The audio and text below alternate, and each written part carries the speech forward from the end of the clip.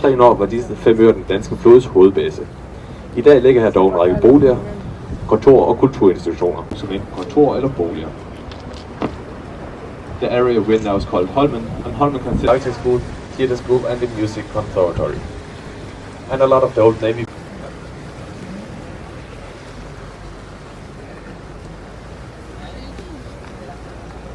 were built in the 1920s, and the little pumping station behind it were built in the end of the 19th.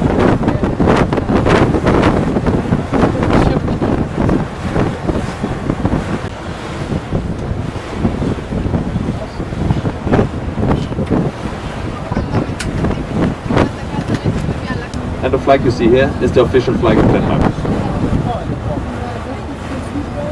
Here for uns fact, wo die dänische Fahne ist Batterie 6, das sind die Fahne, die ihr hier seht, ist die offizielle Fahne Dänemarks.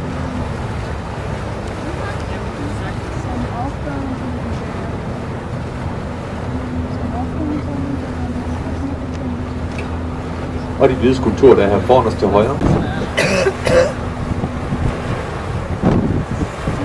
Og det er så her foran os til venstre en lille havfrue, der stå, men hun er pt. i Shanghai, og en del af den danske pavillon ved verdensudstillingen 2010. I stedet for står nu den her skærm lavet af en kinesisk. De 2 grauen pavillon ser rigtig dänische Fahne benannt. Die königliche Familie war im Pavillon links, wo der Kron oben ist, und die anderen Gäste müssen im Pavillon rechts warten. The church in the background is the Frederick Church, which is better known as the Marble Church. It is said to have the 4th largest church dome in the world. Hier rechts kann man jetzt das königliche Schloss sehen, das Amalienborg heißt. Es wurde 1754 gebaut, aber die königliche Familie zog erst 1794 ein, als sie früheres Zuhause Christiansborg niederbrannte. Friedrichskirche, die besser als die Marmorkirche bekannt ist. Man sagt davon, dass sie die Friedrichskirche, die besser als die Marmorkirche bekannt ist. Man sagt davon, dass sie die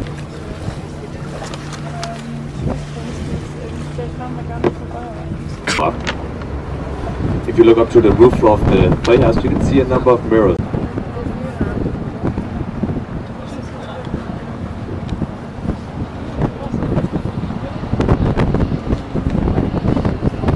Ihr vielleicht raten, warum.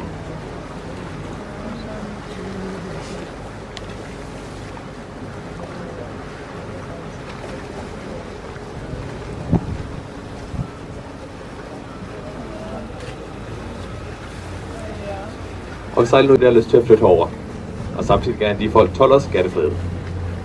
Det betyder, at et stort antal lokale købmænd og politikere flyttede herover på Christianshavn og byggede deres egen lille selvstændige by.